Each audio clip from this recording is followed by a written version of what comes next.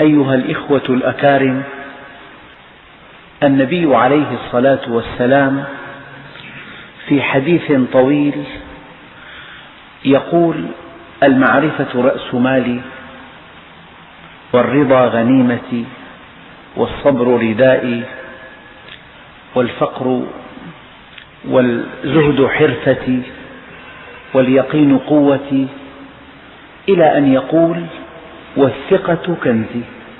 والثقة كنزي. الكنز الذي لا يقدر بثمن هو ثقتك بالله عز وجل.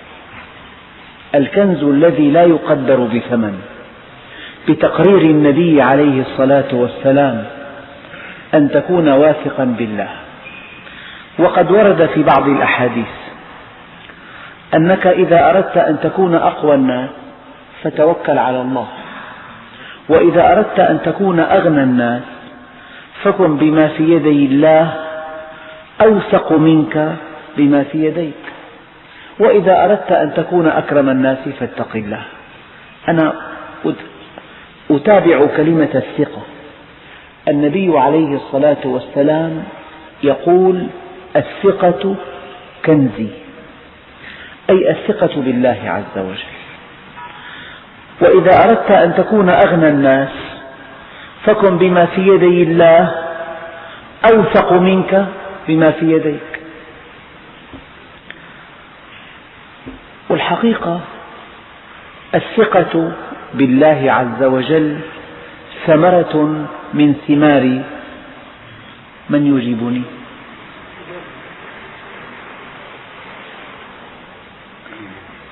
الإيمان، أو ثمرة من ثمار المعرفة، يعني إذا عرفته وثقت به. فأم موسى عليه السلام ماذا قال الله لها؟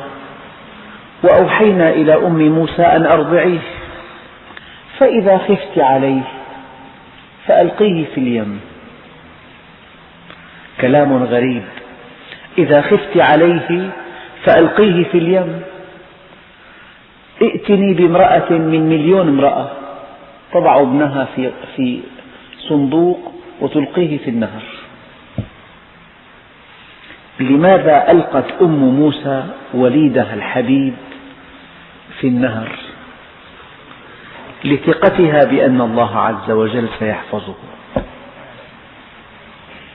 لذلك فإذا خفت عليه فألقيه في اليم ولا تخافي ولا تحزني. يعني مثلا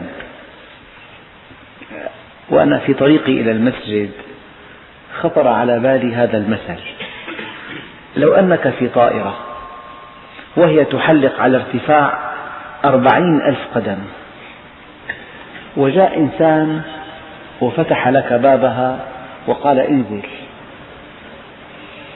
وتأكد أن في الأرض مسطحا مرنا يمتص هذه الصدمة وسوف تنزل سالما، تلحش حالك؟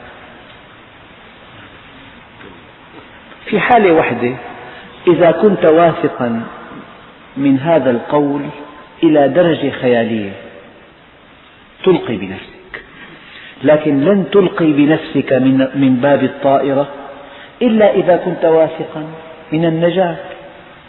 طيب هؤلاء المظليون كيف يفتح لهم باب الطائرة ويلقون بأنفسهم؟ لا بد من أن هذه المظلة مدروسة دراسة علمية، مساحتها وطريقة فتحها ومقاومة الهواء ووزن المظلي، هذا كله مدروس بدقة. فلذلك بلا وجل ولا خوف يفتح باب الطائرة ويلقي هذا المظلي بنفسه في الهواء. تفتح المظلة وينزل رويدا رويدا. موضوع الثقة، يعني أنت مثلا متى ترفض دخل كبير في شبهات؟ لثقتك بأنك إذا تركته لله عوضك الله خيرا منه. متى ترفض عملا لا يرضي الله؟ لثقتك أنك إذا فعلت ذلك غضب الله عليك، وإذا غضب الله عليك خسرت كل شيء. متى ترفض أن تعين ظالما؟ لثقتك أنك إذا أعنته كنت أول ضحاياه. من أعان ظالما سلطه الله عليه. إن القرآن الكريم حينما تقرأه والسنة المطهرة حينما تقرأها، إذا كنت واثقا أن هذا كلام خالق الكون، وأن زوال الكون أهون من ألا يتحقق وعده أو وعيده، وأن زوال الكون أهون من ألا يتحقق وعد النبي ووعيده، عندئذ تثق بأن هذا القرآن كلامه وأنه واقع لا محالة، لذلك تخشاه. يعني لا أبالغ، يمكن أن يجمع الإيمان كله في كلمة واحدة، أنك واثق مما جاء في القرآن الكريم. تضع الدنيا تحت قدميك، تضع كل مباهج الدنيا تحت قدميك إذا حملتك على معصية الله أو إذا حجبتك عن الله. ولو سألت إنسانا، لو سألت مؤمنا لماذا أنت تطيع الله عز وجل، لو سألت مؤمن صادق ما الذي يحملك على طاعته، يقول لك لأنني متصل به وأخشى على هذه الصلة أن تنقطع. وهذا أقوى جواب. لماذا تغض بصرك عن محارم الله؟ لأنك موصول بالله بهذه الطاعة، فإذا أطلقت بصرك في محارم الله حجبت عن الله. وما دام الله يعني أغلى ما تملك، أغلى شيء في حياتك، لذلك حريص أنت على أن تكون متصلا به. هذا سر الطاعة. فالنبي عليه الصلاة والسلام ما كان مبالغا حينما قال الثقة كنزي، الثقة كنزي، وما كان مبالغا حينما قال إذا أردت أن تكون أغنى الناس فكن بما في يدي الله أوثق منك بما في يديك. فلذلك يمكن أن يضغط الإيمان كله والمعرفة كلها واليقين كله في كلمة واحدة، هو أنك واثق بالله، واثق من أن الله لا يضيع عبده المؤمن. زوال الكون أهون على الله من أن يضيع مؤمنا أطاعه. سبحانك إنه لا يذل من واليت ولا يعز من عاديت. سيدنا رسول الله كان مع أصحابه وكانوا فقراء ضعفاء مقهورون محتاجون. لما التقى به عدي بن حاتم قال له لعلك يا عدي بن حاتم إنما يمنعك من دخول في هذا الدين ما ترى من حاجتهم، ويم الله ليوشكن المال أن يفيض فيهم حتى لا يوجد من يأخذه. واثق. أنا والله الذي لا إله إلا هو إن رأيت شابا مستقيما ضابطا لجوارحه ضابطا لمشاعره يصلي آناء الليل وأطراف النهار، يغض بصره عن محارم الله، يتحرى الحلال، مستعد أن يضحي بكل شيء من أجل مرضاة الله عز وجل، والله الذي لا إله إلا هو أقول له وأنا واثق مما أقول له كثقتي بأن هذه شمس في رابعة النهار. الله سبحانه وتعالى سيوفقك وسيرفعك وسيعزك وسيعطيك وسيقر عينك أبدا. الإيمان كله أن تكون واثقا بالله. هناك أسئلة ترد كثيرا، يا أخي إذا ما فعلت هيك بنسرق مثلا، إن لم أضع المال في المكان الفلاني مكان الشبهة والحرمة وكذا بنسرق المال. هذه ثقتك بالله؟ لأنك أطعته ضيع الله مالك. إن لم أعلم ابنتي في الجامعة وفي المراحل العليا تطلق، فإذا طلقت لا بد لها من عمل، فكر بطلاقها قبل أن يزوجها، تفكيره في الطلاق قبل الزواج. هذه ثقتك بالله؟ إذا ربيت ابنتك تربية صالحة طيبة على طاعة الله، ظنك أن الله يأتيها بزوج أول ما يفعله معها أنه يطلقها هكذا؟ هذه ثقتك بالله عز وجل؟ يعني الموضوع واسع جدا. كل المعاصي التي يقترفها الناس لضعف ثقتهم بالله، كل اليأس الذي يصاب به الناس لضعف ثقتهم بالله، كل القنوط حينما يطيع مخلوقا ويعصي خالقا، ضعيف الثقة بوعد الله، رأى أن إرضاء هذا المخلوق أثمن من رضاء الله عز وجل، وأن سخط هذا المخلوق أعظم عنده من سخط الله، ليس واثقا بكلام الله، ولا واثقا بما عند الله من نعيم مقيم، ولا ما عند الله من عذاب أليم. فلذلك إذا ضغطنا الإيمان كله والمعرفة كلها واليقين كله بكلمة واحدة إنها الثقة. ولم يبالغ النبي الكريم حينما قال والثقة كنزي. لذلك العلماء قالوا التفويض لله والتسليم لقضاء الله، مرتبة التفويض ومرتبة التسليم ومرتبة التوكل أساس هذه المراتب كلها الثقة. أنت لا تفوض إلا من تثق به. هلا واحد منا من يسطر لآخر وكالة عامة، يعني بإمكان هذا الوكيل أن يبيع أملاكك كلها، بإمكانه أن يطلق منك امرأتك، أنت لمن تعطي وكالة عامة؟ لمن تثق به؟ يعني أساس التعامل هو الثقة. فهل في الكون كله جهة أجدر بثقتك من الله عز وجل؟ ومن أصدق من الله حديثا؟ ومن أوفى بعهده من الله؟ فاستبشروا. حتى أن بعض العلماء حينما قال ألم تر كيف فعل ربك بأصحاب الفيل، والله أنا ما رأيتها. هات لي واحد رأى هذا الحادث. طيب لما لم يقل رب ألم تسمع؟ معقولة سمعنا فيها، قرأناها في التاريخ، أبرهة. أما ألم ترى؟ من رأى منا ما فعله أبرهة بالكعبة؟ العلماء قالوا لأن إخبار الله يقين كيقين المشاهدة، إخبار الله عز وجل يقين كيقين المشاهدة. لذلك ورد قوله تعالى ألم تر كيف فعل ربك بأصحاب الفيل. ثقة.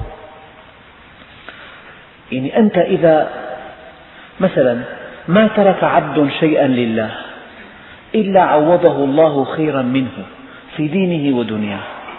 إذا كنت واثقا من قول النبي تضحي بكل شيء ولا تضحي بطاعة الله عز وجل، وعندئذ يأتيك كل شيء. ضحي بكل شيء إرضاء لله عز وجل، يأتيك كل شيء. يعني هل في الأرض كلها إنسان يرى في المنام أنه يذبح ابنه، يقول له في اليوم التالي يا بني إني أرى أني أذبحك فانظر ماذا ترى؟ قال يا أبت افعل ما تؤمر. إذا في بالأرض كلها إنسان واحد عنده استعداد لمنام رآه في الليل أن يذبح ابنه حبيب قلبه مهجة فؤاده، أن يضع السكين على رقبته، شيء مستحيل. لكن لماذا فعل هذا النبي العظيم؟ لأنه واثق من رحمة الله، واثق من أن أمر الله فيه حكمة بالغة، وأن أمر الله لا بد من أن ينفذ. لكن لما انطلق لتنفيذه كان الفداء الذي تعرفونه جميعا. فلذلك يعني موضوع الثقة ممكن وأنت راكب مركبة تطلع على ساعة السرعة، على مؤشر السرعة، فهذا المؤشر حركته تتناسب مع السرعة تماما. يعني إذا كان 20 40 100. ويجب أن أقول لك مرة ثانية إن مؤشر الثقة يتناسب مع إيمانك. إيمانك 5%، الثقة 5%. إيمان 50 الثقة. الإيمان 80. كلما ارتفع مستوى الإيمان ارتفع معه مؤشر الثقة، إلى أن تؤمر بشيء يعني غير معقول، لكنك واثق من أن الله عز وجل لن يضيعك. أكثر التجار في أعراف، في أساليب. يأتي تاجر مؤمن يخالف هذه الأعراف، وهي شبهة لا أفعلها، يقال له أنت مجنون، ضيعت عليك ربحا وفيرا، جمدت هذا المال سنوات طويلة من دون أن تأخذ عليه ربحا أو فائدة. هكذا العاقل هو واثق أنه إذا أطاع الله عز وجل لن يضيعه الله أبدا، لن يضيعه أبدا. لذلك دائما أحيانا تتعارض القوانين الأرضية التي تعارف الناس عليها مع الأوامر الإلهية. هنا يظهر المؤمن، يعني الناس جميعا يدعونك إلى أن تفعل كذا وكذا، هكذا التجارة، هكذا البيع والشراء، هكذا إخفاء العيب، هكذا ينبغي أن تفعل. والنبي عليه الصلاة والسلام يعطيك أمرا آخر. فإذا كنت واثقا من أن هذا النبي العظيم لا ينطق عن الهوى وكلامه وحي يوحى، وأن هذا الوحي من عند الله، وأن الله هو الصانع وهذه تعليمات الصانع. يعني أنت مثلا إذا عندك آلة معقدة وغالية بربك، تلقيها أمام أي إنسان ليصلحها لك؟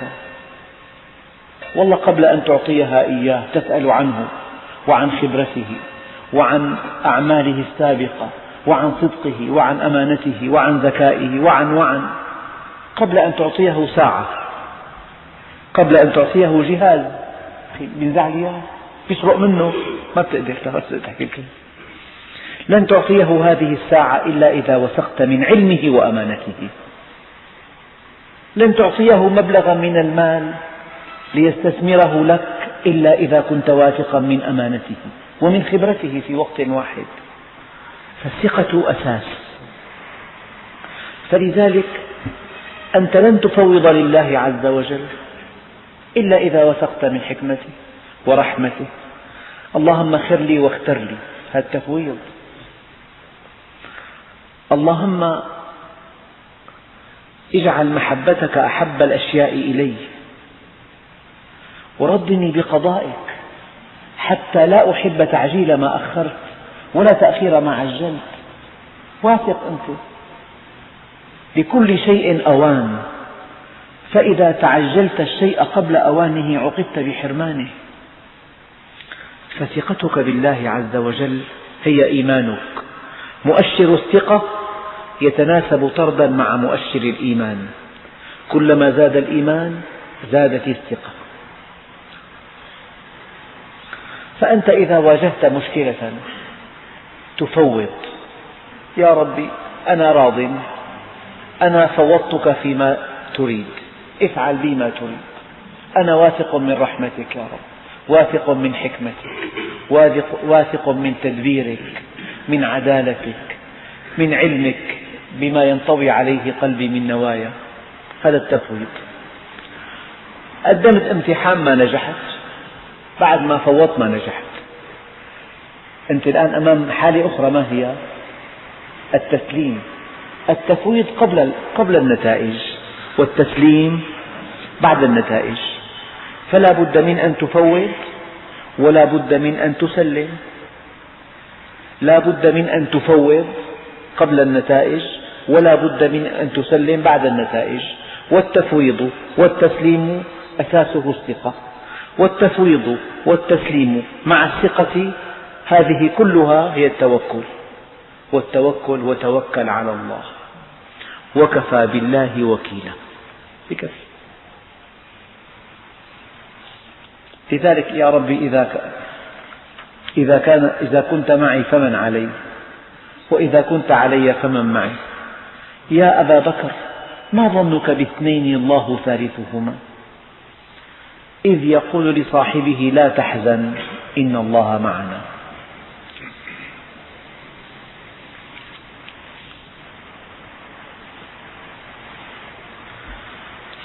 يقول عليه الصلاة والسلام: إن الله بعدله وقسطه جعل الروح والفرح في الرضا واليقين، وجعل الهم والحزن في الشك والسخط. يعني كل الأحزان إذا شككت برحمة الله، بعدالته، بحكمته، برحمته، بعطائه، بقدرته، بعلمه، ما دام هناك شك في أحزان لا تنتهي، وفي سخط دائما ساخط. من صفات الكافر أنه يتسخط كل شيء، دائما ساخط، يعني كل شيء لا يعجبه، كل شيء ينتقده، لا يرى يد الله عز وجل تفعل ما تريد، لا يرى حكمة الله عز وجل.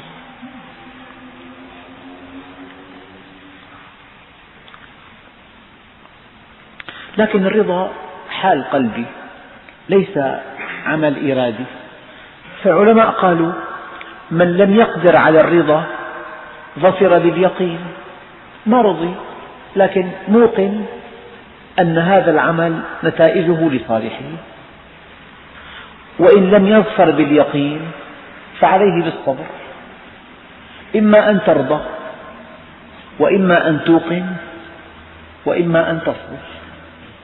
إن ظفرت بالرضا فهذه مرتبة جيدة، وإن لم تظفر بها فعليك باليقين بأن النتائج لصالحك، لقول الله عز وجل: والعاقبة للمتقين. وإن لم تظفر باليقين فعليك بالصبر، واصبر وما صبرك إلا بالله.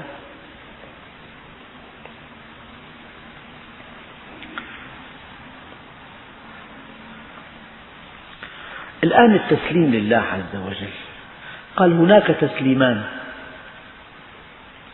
تسليم لأمره التكليفي، وتسليم لأمره التكويني.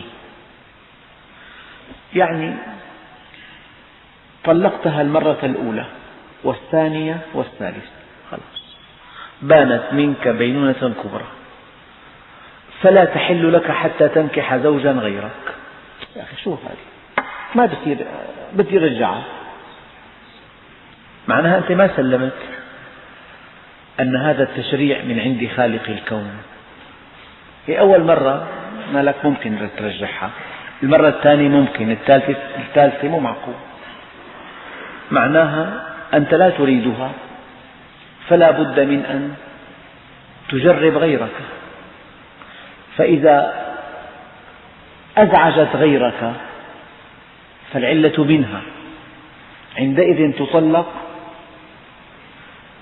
وإن لم تزعج، فإذا انزعجت من غيرك فالعلة منها، وإن رضيت به فالعلة منك. هكذا التشريع. فكل إنسان لا يرضى بهذا. الأخي الصيام 30 يوم بالصيف، هي الطاقة العاملة تضعف، الإنسان بيهبط مستوى نشاطه بالعمل. ليش الصيام؟ لا تعرف الله أبدا. ما دام هناك اعتراض على أمر التشريعي في الحج، لماذا الطواف؟ لماذا السعي؟ لماذا الوقوف بعرفات؟ لماذا البلاد حارة لهالدرجة يا أخي؟ يجعلها كبلاد المعتدلة. ما عرفت حكمة الله عز وجل. كلما اعترضت على أمر تكليفي من عبادة أو معاملة أو خلق فأنت لا تعرف الله عز وجل. فعلامة المؤمن أن يسلم لأمر الله التكليفي. لذلك ربنا عز وجل قال: فلا وربك لا يؤمنون حتى يحكموك فيما شجر بينهم. تحكيم النبي عليه الصلاة والسلام هو تحكيم الشرع، وبعد موت النبي عليه الصلاة والسلام كيف تحكيمه؟ أن تعود إلى سنته. إذا عدت إلى رأيه في حياته فرأيه سنة، وإذا عدت إلى سنته بعد مماته فقد حكمته. فلا وربك لا يؤمنون حتى يحكموك فيما شجر بينهم. الإنسان حينما يرضى بالتحكيم فقد وثق بالمحكم. إذا قال لك أخي أنا فلان لا ما بقبله، إن لم يكن واثقا بالمحكم لا يقبل. فلمجرد أن تقبل بالتحكيم أن يحكم النبي عليه الصلاة والسلام، هذه مرتبة. المرتبة الثانية: ثم لا يجدوا في أنفسهم حرجا مما قضيت. يعني معقول أنه ما يحكم لي؟ مو معقول، ما برضى لو ما حكم لي. مثلا أنت قبلت لكن مع القبول قلق. يجب كيفما حكم فأنت راضي. ثم لا يجدوا في أنفسهم حرجا مما قضيت، وبعد أن يحكم ويسلموا تسليما. في صحابي جليل احترق، لأنه لما النبي الكريم نهى عن قتل عمه العباس قال في نفسه: يأمرنا أن لا نقتل عمه ونحن نقتل آباءنا وإخواننا. فسر التوجيه تفسير آخر، تفسير عصبي، أنه عمه ما نقتل له إياه، أما نحن نقتل آباءنا معلش. هو عمه كان مأسلم، لأنه مأسلم من قبل غزوة بدر. والنبي الكريم إذا كان قال أنه عمي أسلم فقد مكانته أو فقد مهمته الخطيرة في مكة. كان يقدم للنبي أخبارا دقيقة عن ما تجمع عليه قريش، فلو أعلن أن عمه قد أسلم انتهى دوره. ولو لم يأمر أصحابه ألا يقتلوه يقتلونه في الحرب. ولو لم يشترك عمه في الحرب لشك في ولائه لقريش. إذا ما اشترك في الحرب عمه مشكلة. ونقال النبي أنه عمي أسلم مشكلة، ونقال لا تقتلوه مشكلة. ما لك ثقة بالنبي أنه حكيم وليس متعصبا لأهله ولا لأعمامه. فهذا الصحابي قال: أيأمرنا ألا نقتل عمه ونحن نقتل آباءنا وإخواننا؟ فسر تفسير آخر، قال: بقيت 10 سنوات وأنا أتصدق وأصلي لعل الله يغفر لي. هذا الظن السيء.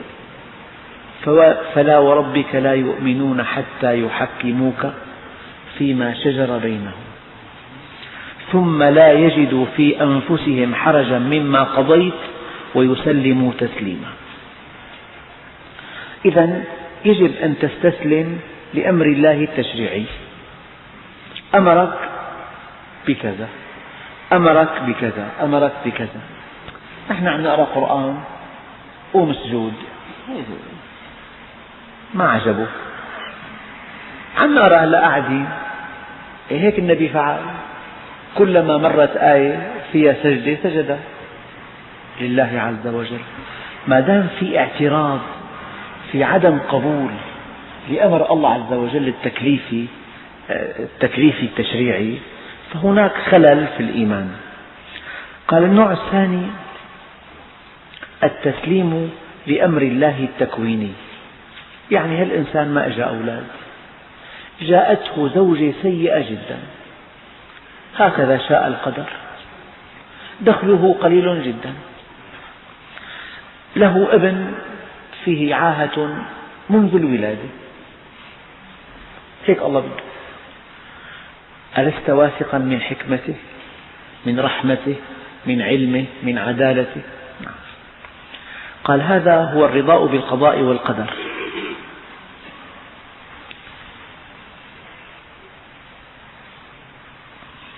لكن الآن في نقطة مهمة جدا. في عنا قضاء وقدر، وفي عنا يعني قضاء ليس لك أن ترفضه، وفي قضاء يجب أن ترفضه. كيف؟ لو شعرت أنه في بالبيت لص كيف دخل اللص؟ أليس كذلك؟ ما كل قضاء وقدر يستسلم له.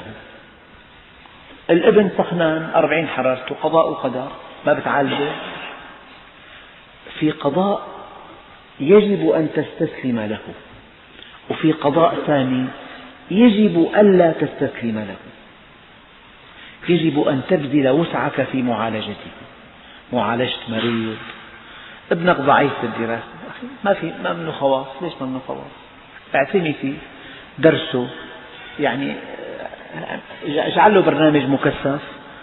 والله أعرف أنا إلي أقرباء عندهم ابن 4 سنوات عاد البكالوريا، والدته مصممة أن يكون طبيبا، 4 سنوات شهادة ثانوية و7 سنوات في الجامعة وصار طبيب، والآن طبيب.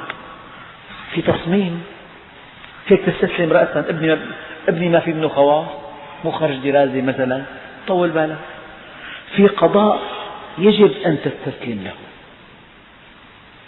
وفي قضاء يجب أن تعالجه. لذلك قالوا في قضاء وفي مقضي. القضاء من الله مباشرة، أما المقضي عن طريق إنسان. يعني أيام الإنسان شخص يتجاوز حدوده تستسلم له بتطمعه، لكن إذا وقفت في وجهه ونيتك أن توقفه عند حده وأن تردعه عن مثل هذا العمل، هذا عمل طيب. فما كل قضاء يستسلم له، بل إن علماء العقيدة فرقوا بين القضاء والمقضي. يعني إذا كان إنسان تجاوز الحد، هو حينما فعل هذا بأمر الله، لكن أنت عليك أن ترفض هذا العمل، أن تؤدبه، أن توقفه عند حده. هنا الفرق بين الفقيه وعدم الفقيه. غير الفقيه اتركه، هيك بده، هيك الله بده.